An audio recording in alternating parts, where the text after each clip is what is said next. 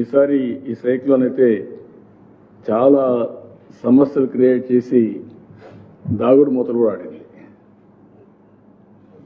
ఇది ప్రారంభమైనప్పటి నుంచి కాకినాడ దగ్గర క్రాస్ అవుతుందని ఒక అసెస్మెంట్. అందరి ఫోకస్ ఏంటి, కాకినాడ దగ్గరే క్రాస్ అవుతుంది. మనం అందరం అక్కడ ఫోకస్ చేసి ఎక్కడ ప్రారంభమైన రెయిన్స్ ముందు రోజు అంటే నెల్లూరులో స్టార్ట్ అయ్యి అక్కడి నుంచి తిరుపతి ఎంత పడి ఇంకొక పక్కన కావలికి వచ్చి హైయెస్ట్ 24 సెంటీమీటర్లో రెయిన్ఫాల్ పడే పరిస్థితికి వచ్చింది. అక్కడి నుంచి డివాస్టేషన్ చేసుకుంటూ బాపట్ల ఇట్లొచ్చి దెన్ మచిలీపట్నం దెన్ అంతర్వేది నర్సాపూర్ దగ్గర అక్కడి నుంచి క్రాస్ అయ్యి రాజోల్ ద్వారా పైకి వెళ్ళడం. అక్కడ రెయిన్ తక్కువ పడింది.